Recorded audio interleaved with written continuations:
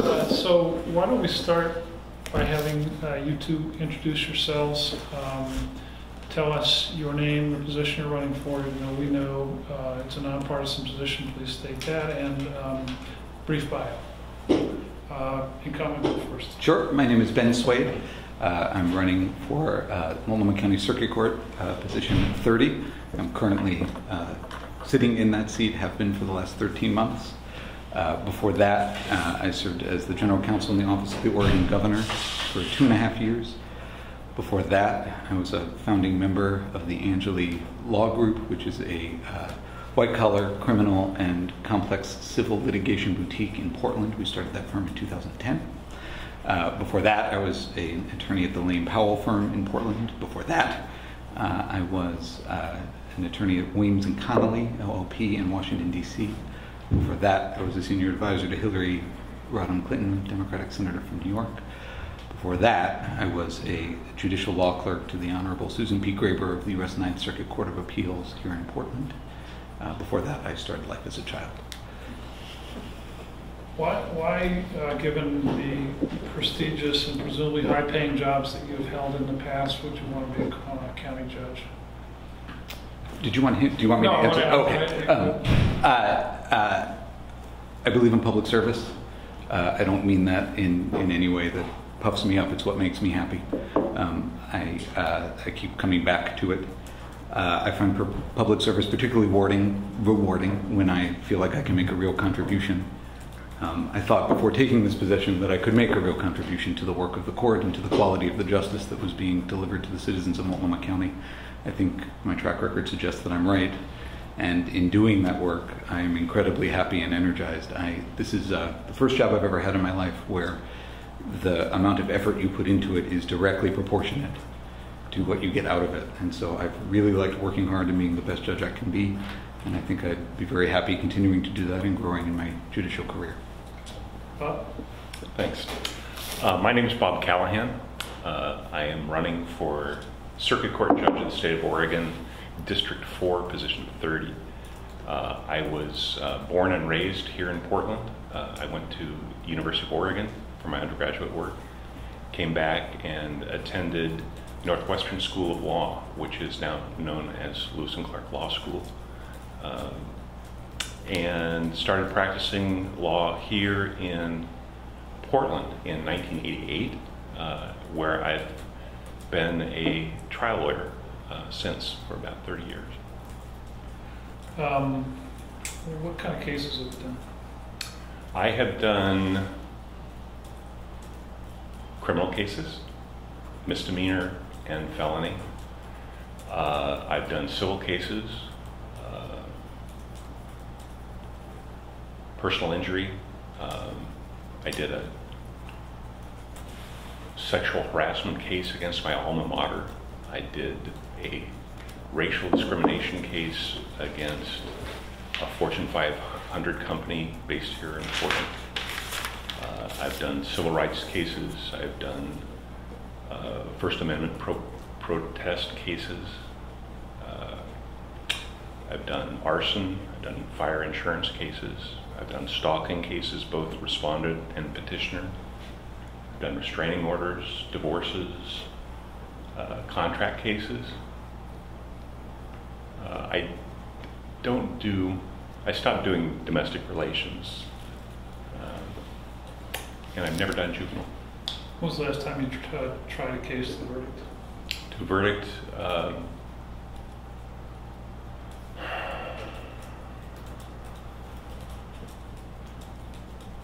probably 6 years ago. I can't say exactly. Okay. Why do you want to be a judge? Quite frankly, 30 years of advocating for clients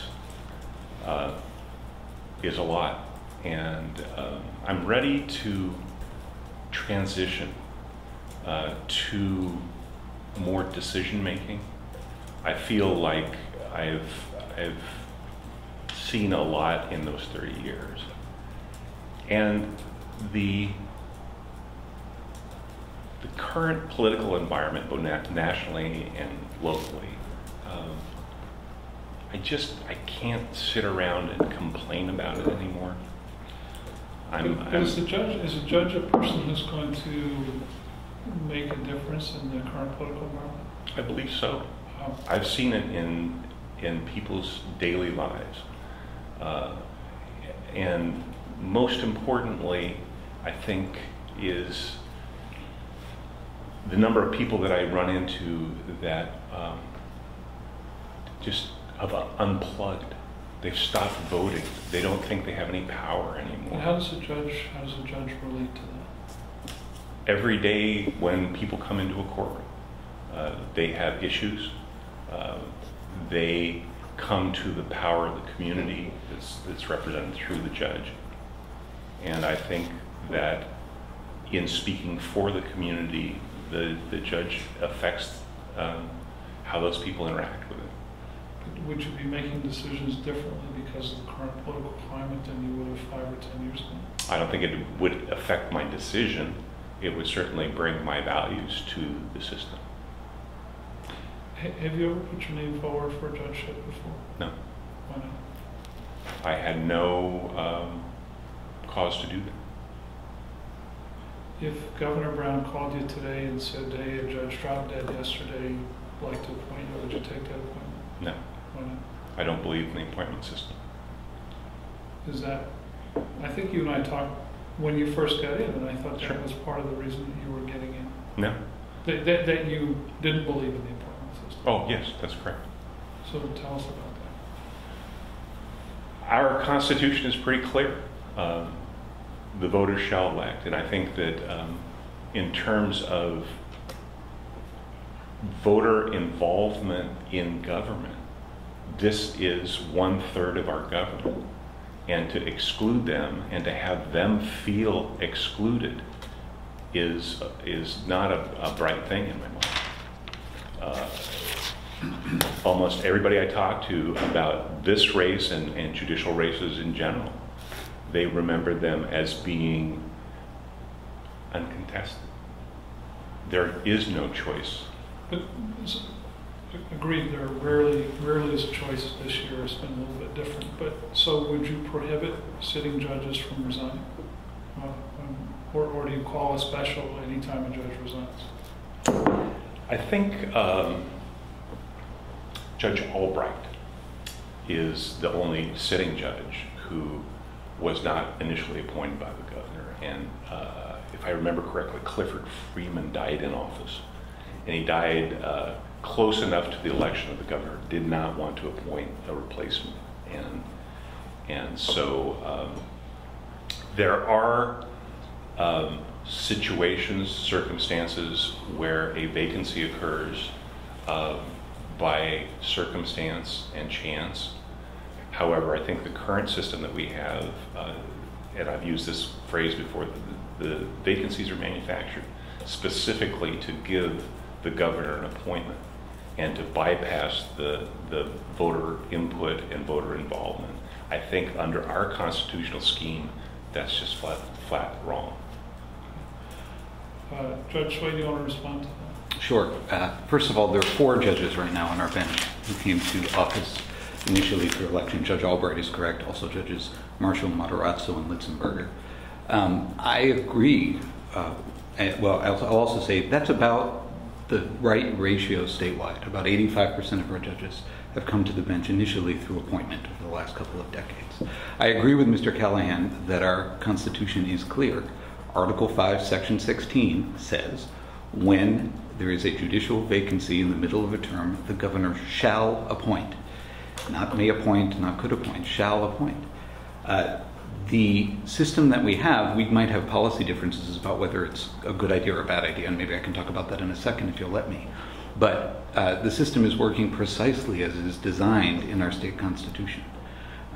Particularly in a career, unlike being governor, or for most people, legislators, judge is often a terminal position in a career. It's not surprising that men and women in their 60s and 70s might need to or choose to retire in the middle of a term. And the Constitution is absolutely clear that when that happens, the governor shall appoint. It is his or her constitutional duty to do so. Whether that's a good idea or a bad idea. Well, people have different opinions. One, and perhaps Mr. Callahan can be in favor of a system like in Texas or in Illinois, where it's a straight-up political process, where it's politicians running for judge, and it's sort of the bare knuckles, sort of classic political race brought to judicial races. One might be in favor of the alternative, which or sort of the opposite, which would be the federal system, where no voter input, just appointment and confirmation by the Senate. Oregon's hybrid system, I would argue to you, works very well. It allows vacancies to be filled. It allows vacancies to be filled by a politically accountable elected official. And then the appointed judge, him or herself, is accountable to the voters by standing at the next general election. I think that's a good compromise. I think it works well. And given the history of how many judges have come to the bench initially in our state that way, and given that the Oregon Judicial Department is by far the most trusted and respected branch of our government, it appears to be working. I would also point out that in 2002, ballot measure 21 appeared on the ballot and was defeated. Ballot measure 21 was not a work of art, but what it purported to do was to offer voters a chance to vote none of the above in an election. So if there was only one incumbent running, if no one had filed against the incumbent, there was an opportunity to just vote no. And at least according to the proponents of the measure, if the none of the above received the most votes, then there would need to be a judicial election until somebody beat none of the above. You would sort of have election after election after election.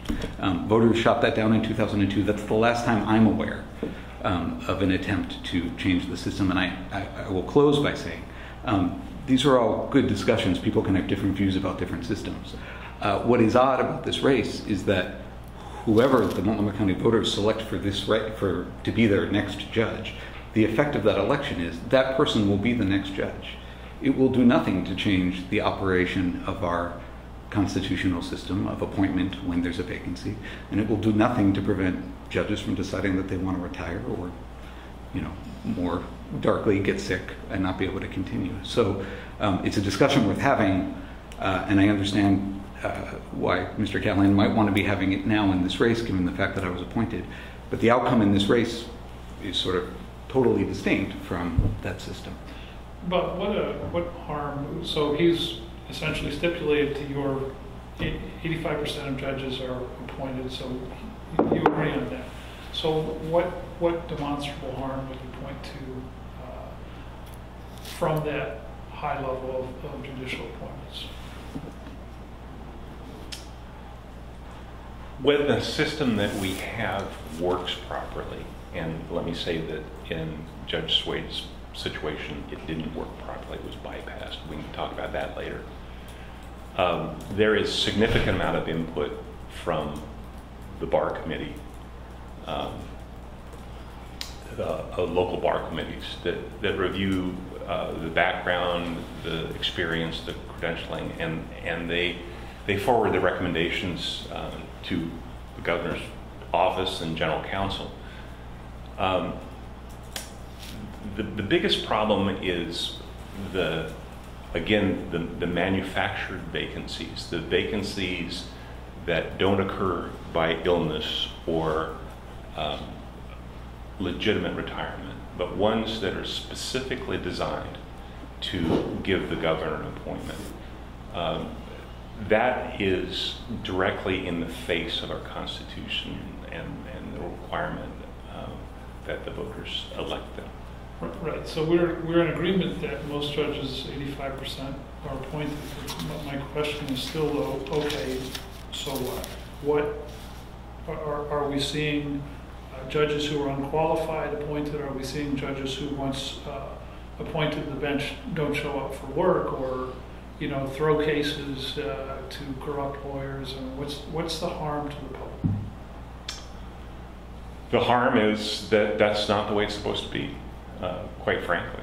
And in Judge Swade's case, it's probably tend to the utmost control of the executive over the supposedly independent judiciary.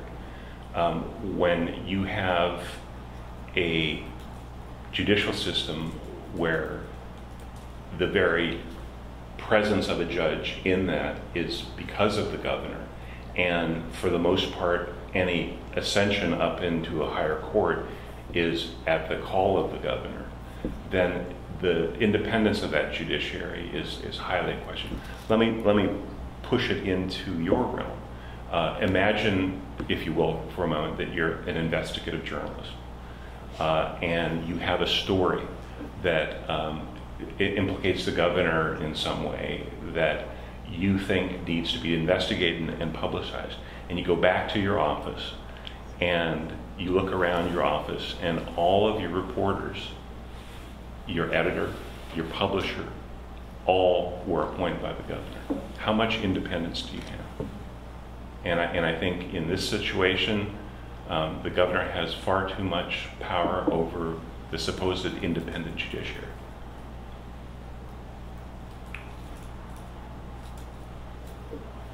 Want to respond to that?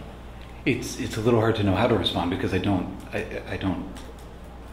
really understand the sort of therefore clause in that argument. It is true, lots of judges are appointed by governors. I think we've all agreed on that.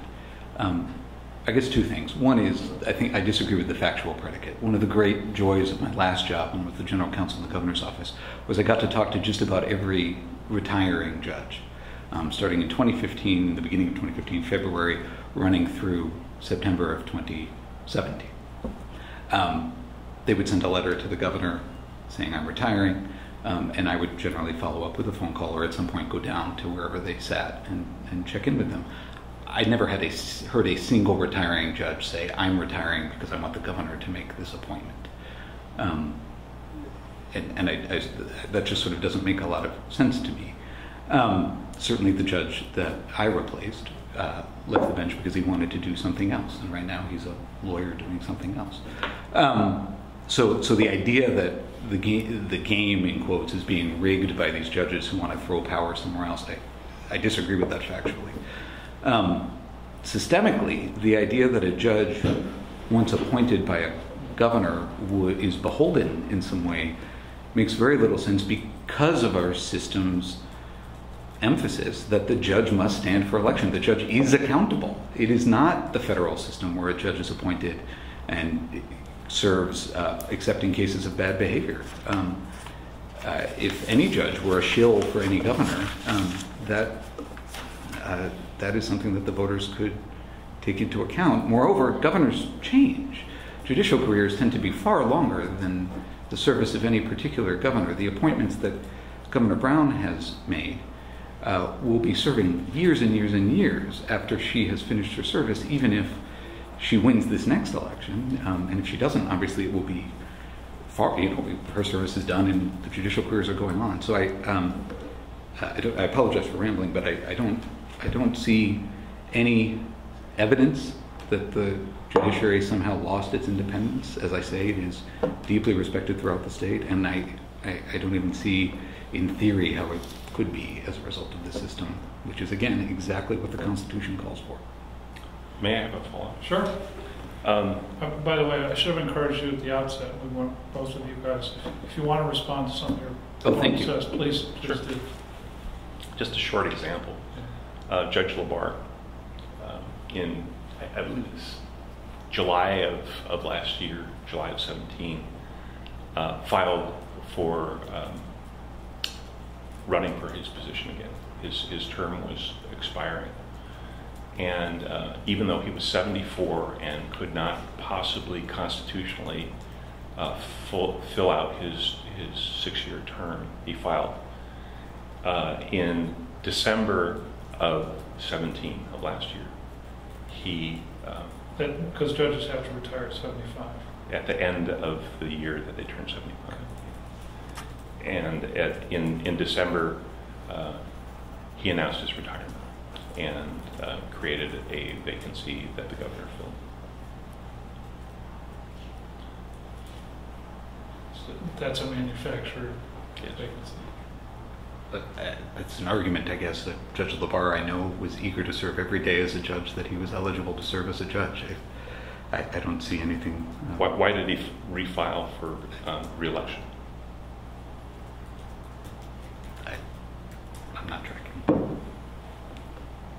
In July of last year, he filed for re-election for a 6-year term that he couldn't possibly fulfill. Well, but that, so he was not on the ballot. That's because he retired and he withdrew his name. Okay, I have no response to that. Okay. We'd asked the bar for both of your questionnaires. You didn't fill one out. Why not? Questionnaire, I wasn't presented with one.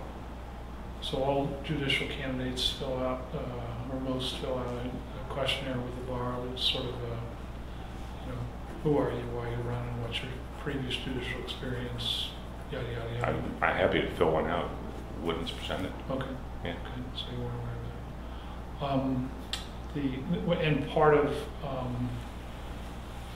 in Judge Swade's questionnaire, he noted that he won the bar preference poll, which we don't see because we're not members of the bar, but he purports that he won it 3-1 or something like that. It is available on the bar's website. Okay. And it was almost 4-2. Okay, so.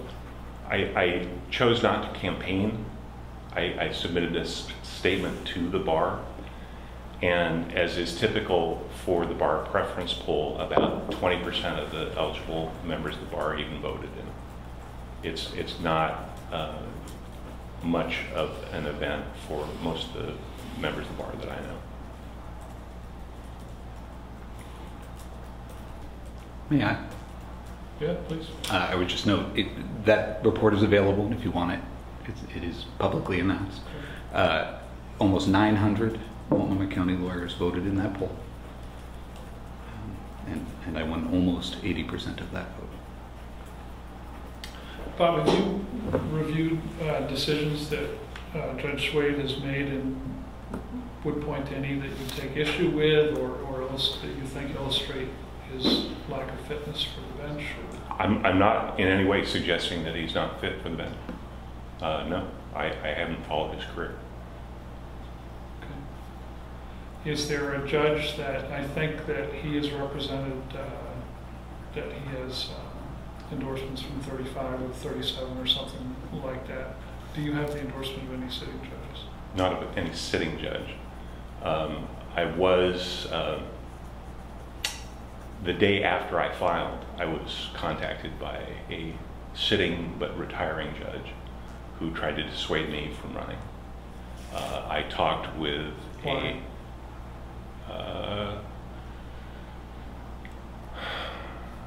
Can't quite remember why he was trying to talk me out of it. I think he told me that it was a difficult task and that it was a fool's errand, my phrasing, not his.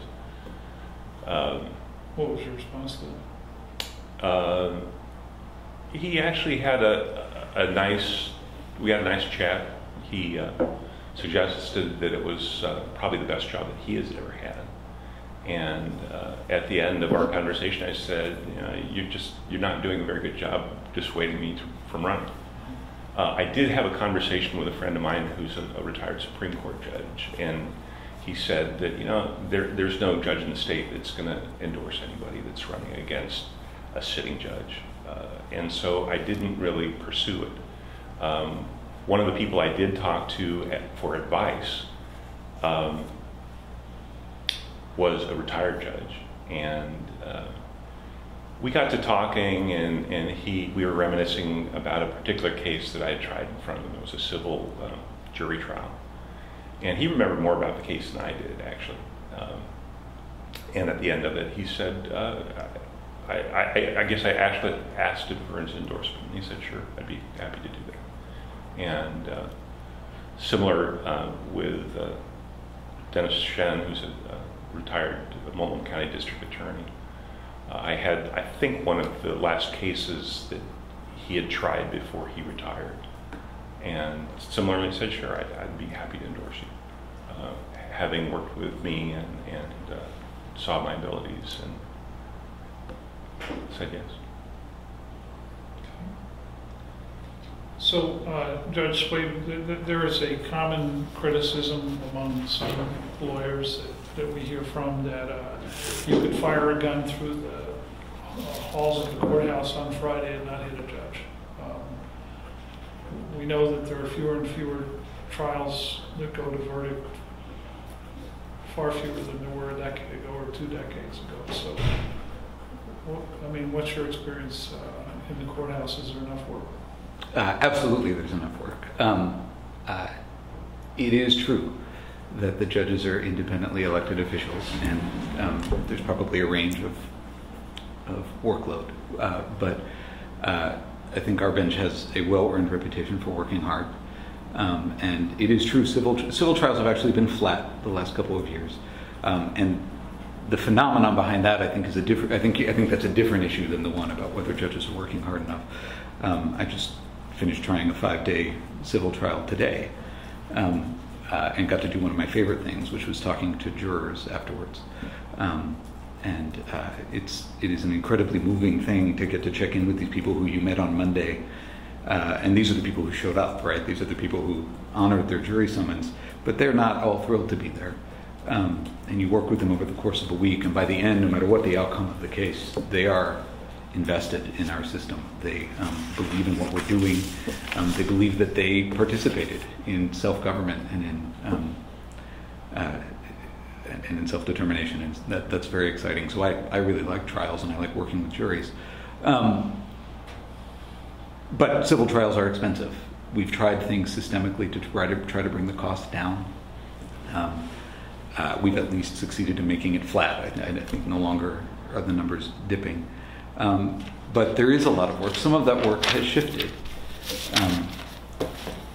with the reduction of PCS, possession of controlled substance crimes, and with a strong move in justice reinvestment to try to figure out alternatives to simply trying every drug or property crime case and putting someone who may not do as well as we'd want them to do in jail, as opposed to getting them treatment or intensive supervision.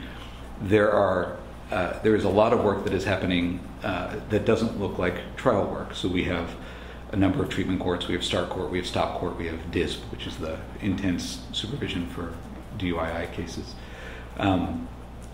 We have the Multnomah County Justice Reinvestment Program, which means lots of cases that would otherwise go to trial are instead going to settlement conferences. Those are not things that are open to the public, but that's a judge and a prosecutor and a defense lawyer and a defendant sitting down and figuring out whether there's an outcome for this person that does more than just fill a jail bed, but can maybe instead meet the goals of restorative justice and can help protect the community by helping this person get to a place where they're less likely to reoffend.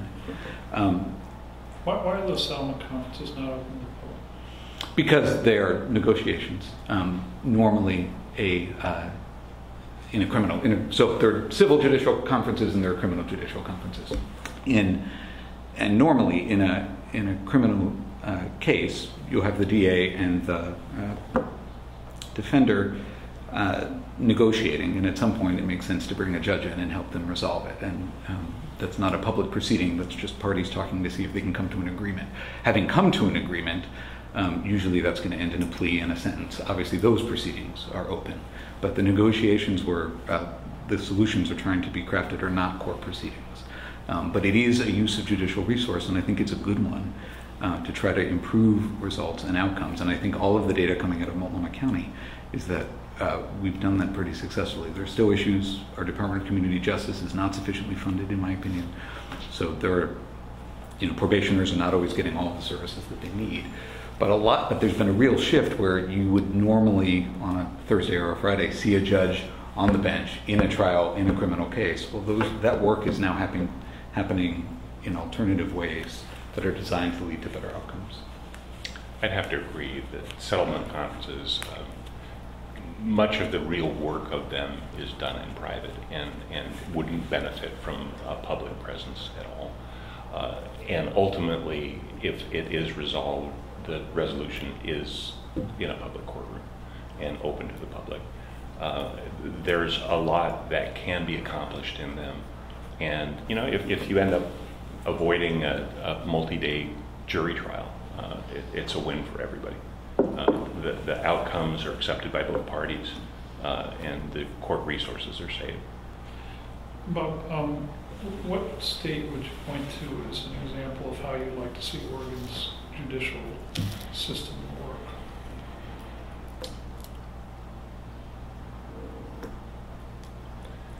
I think there are 39 states that follow the Missouri system, which is essentially an appointment system that is then either validated or not by the voters.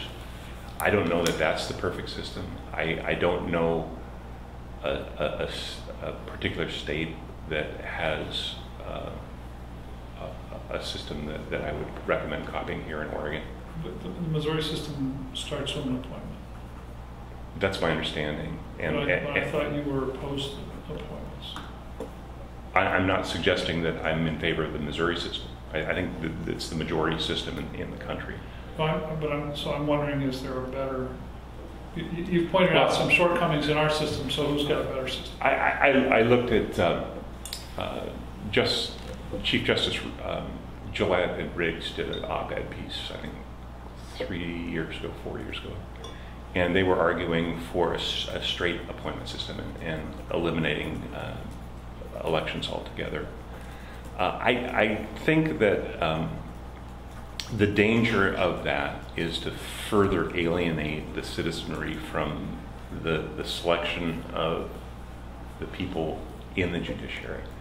Already they feel like they have no input at all, especially when they're confronting all these unopposed judicial elections. I don't believe that the question is, and the op-ed piece that Riggs and Gillette wrote was about avoiding big money coming into judicial elections and overly politicizing the process.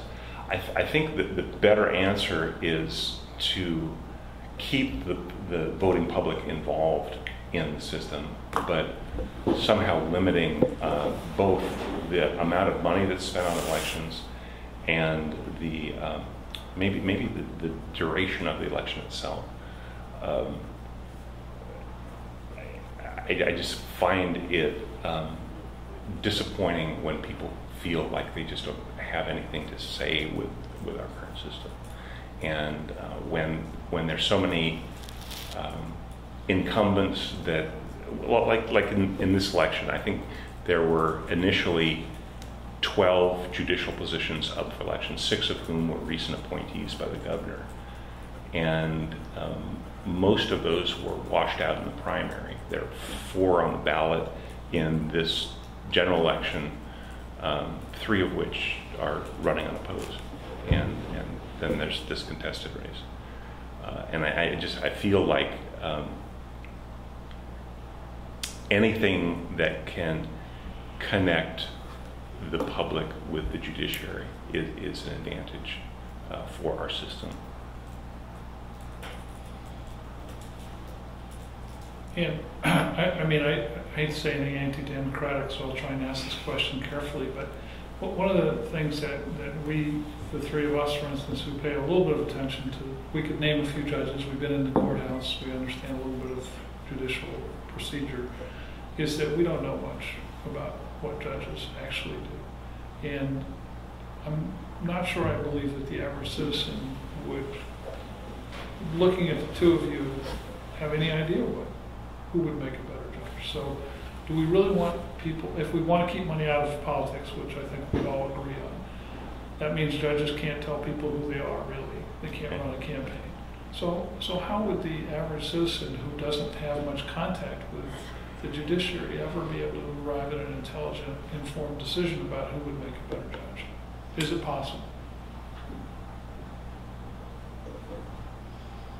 I think that we have the possibility of designing a system that might work better. I can't put my finger on a state that has such a system. Mm-hmm. But we were talking the other night about the possibility, like the Multnomah Bar Association has judicial selection committees that are usually involved in vacancies and candidates that have expressed desire to become a judge. And one of the proposals, and it's not mine, but I kind of liked it, was maybe if there was an upcoming judicial vacancy and the people that put their hat in the ring and wanted to become candidates went through that process, and then the top, 3, 4, whatever, get put into a primary, however many, and then similar to a general election, the top 2 are brought in front of the public for a vote. I think that somewhere between where we are and a better system is possible. I don't know how to get there, and obviously it's going to involve a change of our constitution, because the way it is now, it's not being followed. You guys have any questions? I'd like to give you, gentlemen, an opportunity to ask your opponent a question. Please make it a question, not a statement, and make it a question that can be answered. Bob, I'll give you the chance to go first. My campaign has been by engaging the community, and I've had tremendous response, support, interaction. Your campaign, Judge Swade, has apparently relied heavily on donors. You've raised almost $90,000 for this campaign, far in excess of any judicial candidate that I've come across. And you seem to be substituting the power of money for the power of engaging the community. How do you defend what appears to be the reliance on, my count, half of your campaign financing is from out of state? How does that make you part of this community that you represent? So a couple of things. The first is the vast majority of my donors are from the Multnomah County community. I think 90% are. How about percentage of? My second, I'm going to finish my answer, please. My second answer is, as you know, because you're living under the same rules, one of the oddities about judicial races is that folks running for judicial office, either as an incumbent or as a challenger, are not allowed to directly solicit funds from anyone other than immediate family. So there's this strange structure set up where you're relying on sort of friends and family to talk to friends and family. It is absolutely true that among the people who have been called on my behalf are friends and family from out of state. Those are people who've known me my whole life, or much of my life, and I'm very grateful that so many people have supported.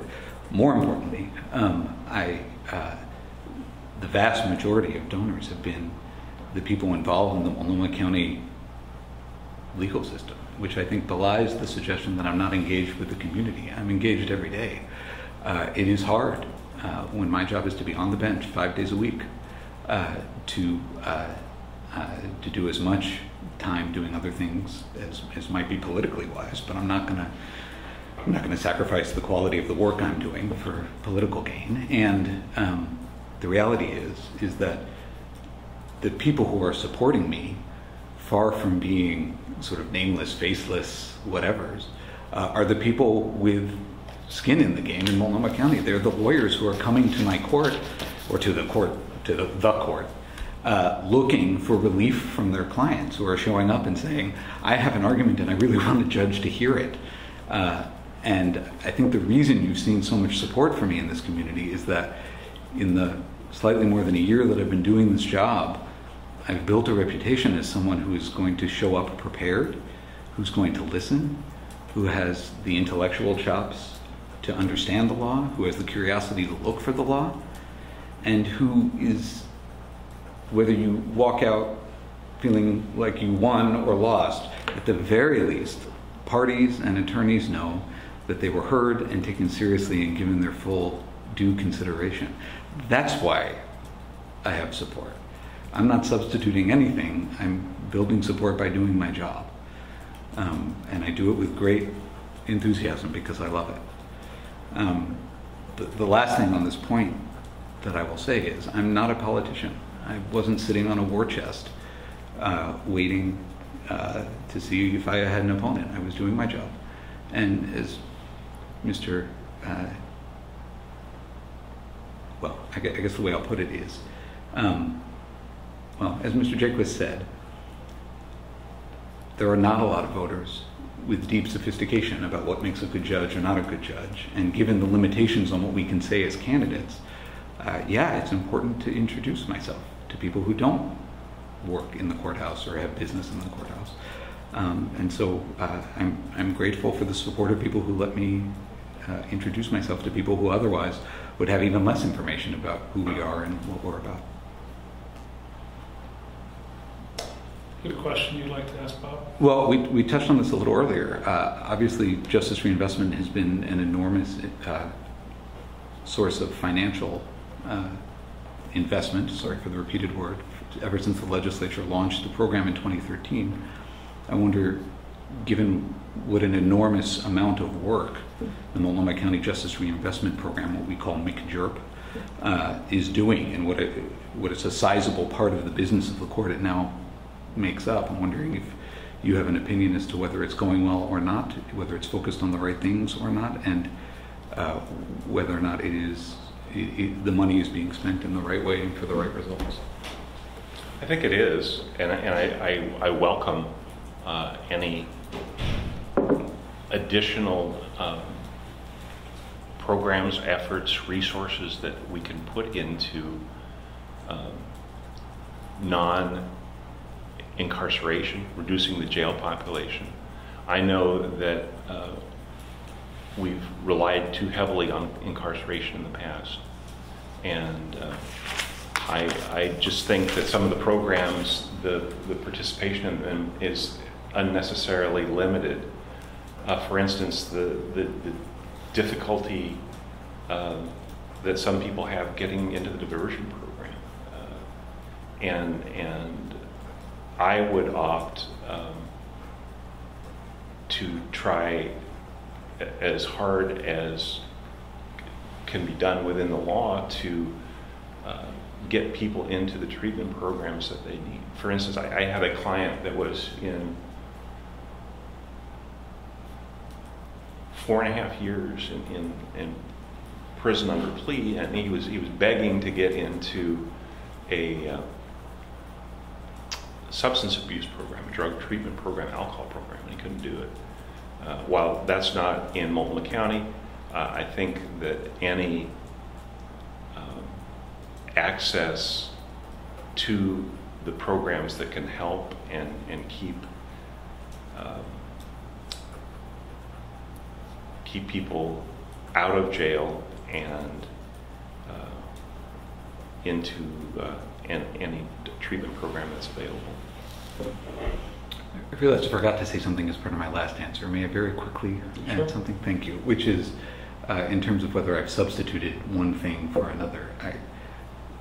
I've been endorsed by lots of people. The endorsements that mean the most are the 35 of my colleagues who know what this work is, and who can see how I'm doing it and how I'm going about doing it, and who think that they would like to see me continue to do it. That means an awful lot. The Attorney General matters to me. The District Attorney matters a lot to me. The Sheriff matters a lot to me. I'm grateful for all of those. I'm certainly grateful that I've been endorsed by every member of the Supreme Court. But the fact that it's the folks who I'm sort of in the trenches with who think I'm doing a job worth letting me continue to do is deeply meaningful, and I think is the opposite of engagement with the community. These are the people who know what we're trying to accomplish every day.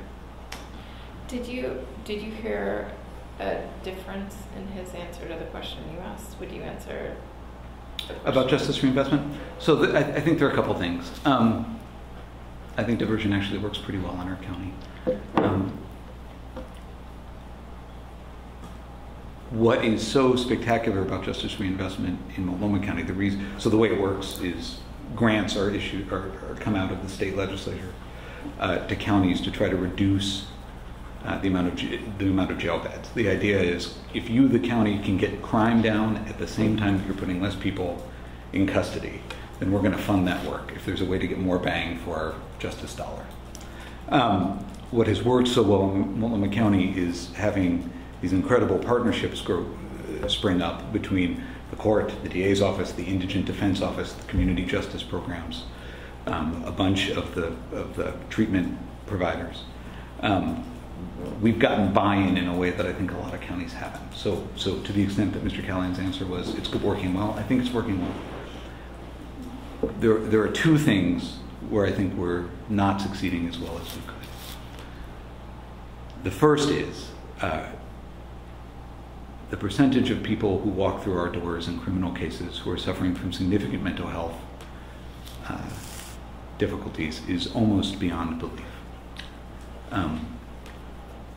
Now, some of those people are so mentally ill that they can't aid and assist in their own defense, and that's a whole legal situation where they need to be decided if they can be treated and that kind of thing. But I'm talking about people who are not legally incompetent, but who are brought to court because of significant mental health issues.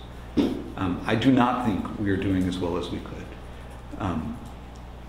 I think that's largely because of funding, but treating people, when you have criminal defendants who are there largely because of mental health issues, treating them like criminals is not often the way to get to a place of restorative justice. And we frankly were much better with addiction issues or alcohol issues than we are with mental health issues. So there's less diversion for mental health issues?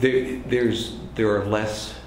They can go through all the same programs, but those programs are not as well suited and tailored for somebody with a mental health problem as opposed to somebody with a treatment issue or an addiction issue. So, sorry, walk me through the basics of it. Like, if somebody comes in with an addiction, if Sure. somebody comes in with an addiction issue, Possession of meth, a charge that they possess meth. So they can be diverted to a... It may or may not. So I'll just use that as an example. That person would be eligible for a justice reinvestment program. In the case of a simple drug possession case, that person is probably going to go into what's called the Treatment First program, which runs through what we call stop court. That involves a requirement of sobriety, intense supervision, and if they can avoid a new arrest within a certain amount of time, with the help of that supervision, that case will be dismissed. They will never actually end up on the wrong end of a conviction. And the idea is, these are people who... Right. Now, if you have that same person show up, same charge, same eligibility for programming, but significant mental health issues, well, they can play by the same rules, and they can have the same intensive supervision, but we are not well equipped to provide them with mental health treatment. So they are much more likely to fail. So is it there aren't the mental health programs available, or is it the mental health programs that are available are not working?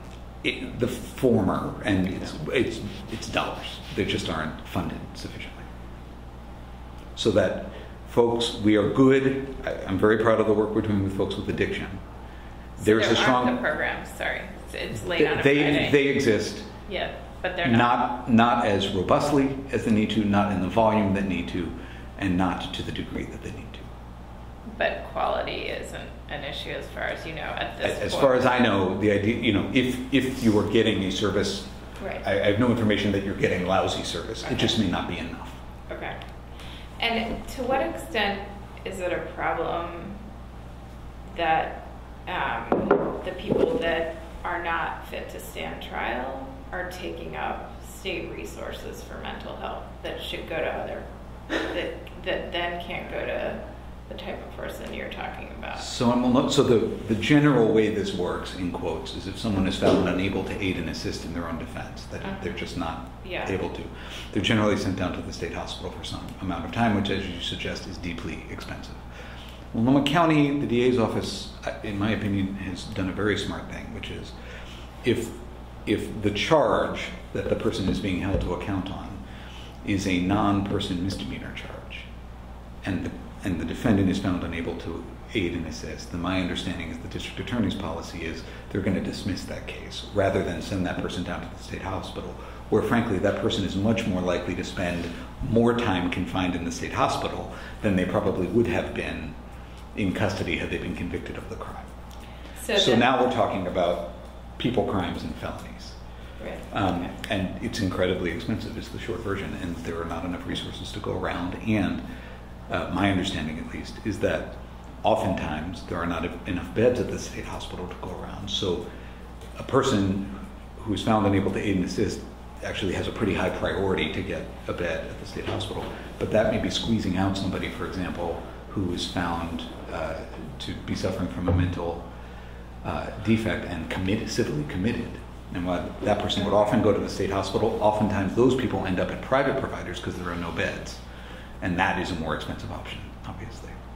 And so is the state hospital doing good work with the folks that are, or do you have I've not received anything that suggests otherwise. Okay. What I have seen is lots of evidence that the resources just aren't there enough.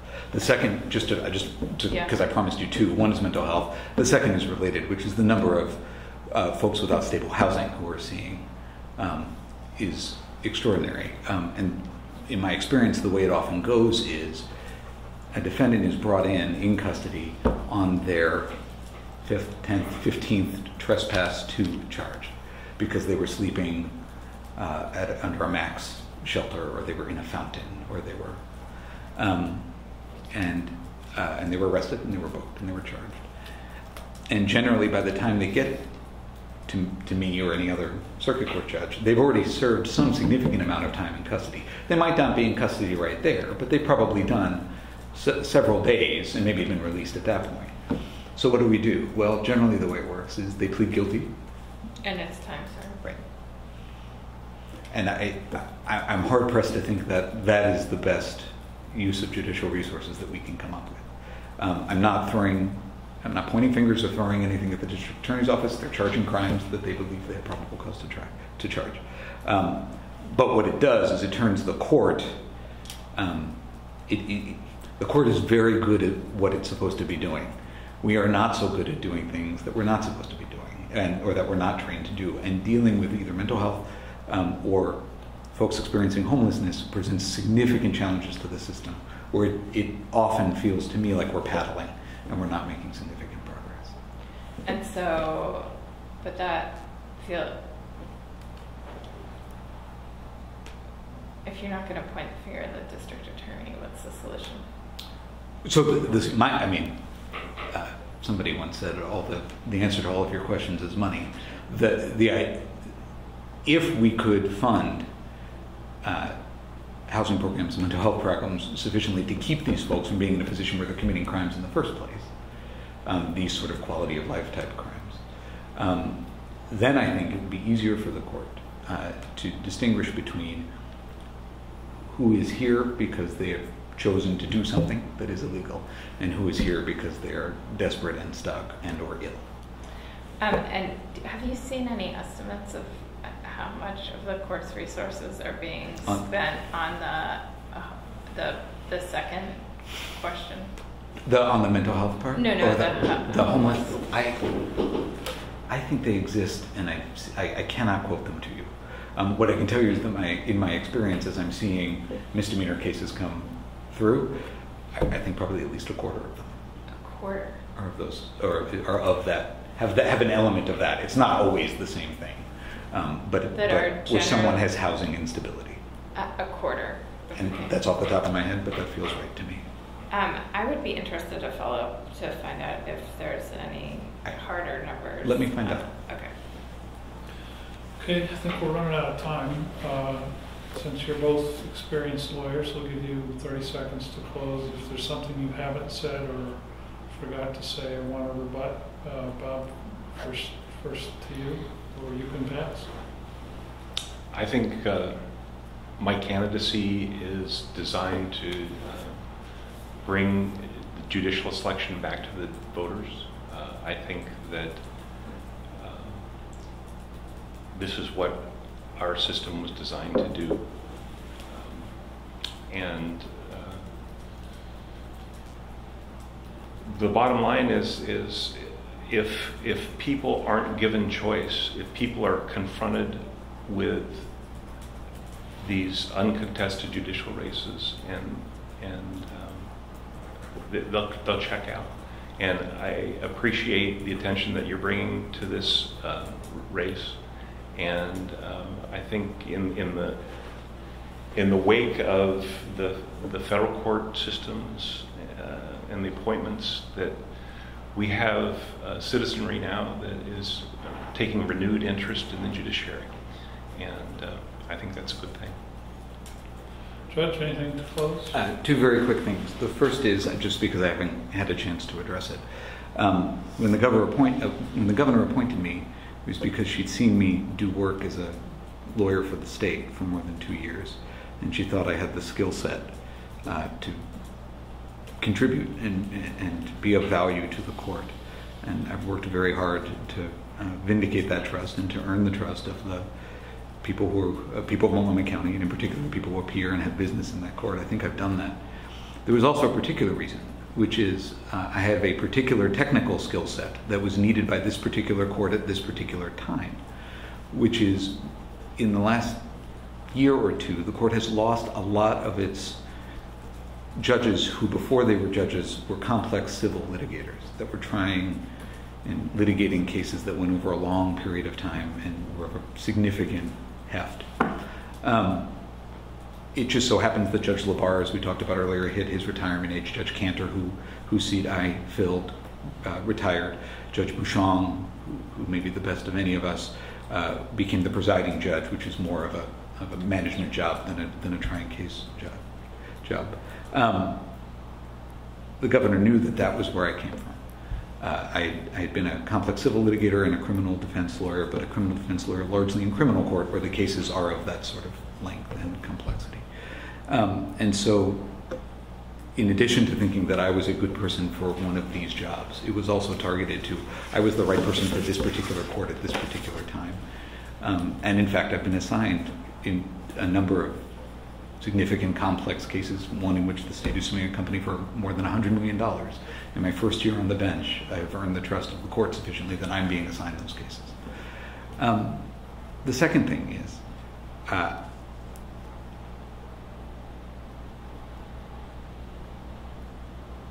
the opportunity to be a circuit court judge is extraordinary, and I'm incredibly grateful for it. I think there's a misconception, and maybe that's because we all just watched a hotly contested confirmation on the Supreme Court level, that this is sort of an honorific. That the people want these jobs because they're fancy, or because they make you feel good about yourself because you get to wear a big black dress into the courtroom. This is a justice service job. The reason I love it is because I get to be a lawyer with a particular role in our system. And the opportunity to show up every day and do that work is incredibly satisfying. I've worked on cases that have been reported on and gotten some attention. I've worked on many more cases that nobody other than those involved knew about. Those cases felt the same to me. It's the same satisfaction. It's the same belief that if I apply myself and work hard and do my utmost to be both correct and fair, and to be able to explain to people why I'm doing what I'm doing and why the law requires it, that I'm making a real difference. That is wonderful. And I'm very lucky that I've gotten to do it as long as I have, and I really like to keep doing it. One question we ask all candidates: what are you afraid of? Judge, you first. You knew this was coming if you read our endorsement interview. I spend a lot of time worried about, I've got 2 girls, 5 and 3, and I spend a lot of time worried about making sure that I'm spending enough time with them, and making sure that I am achieving the balance that I want, and I would hope the balance that they want. It's a big reason why I needed to leave the governor's office. But I constantly worry about, did I take them to school enough times this week, or was I home enough in the evenings? I hope I'm doing well, but I worry about it a lot. Bob?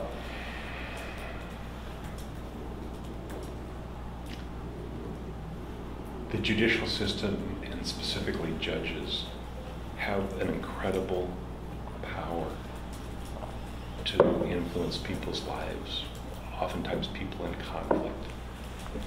My biggest fear is, as the divisiveness in our society continues, that we're headed towards a civil war. The violence level is going up. The dialogue is going down. Courts have been traditionally the place where disputes are resolved peacefully. And what I see playing out in the news over the last few months doesn't bode well. Thank you both. We need one factual piece of information, your ages. Bob? 62. Ben? 41. Great. Well, thank you both for coming in on a Friday. Thanks for making time. I know this was a scramble. I appreciate it. Okay, you got the turn. I'll turn the, I'll turn the recorder off. Thank you. Yeah. Right. But the best place to see it is if you're ever interested in seeing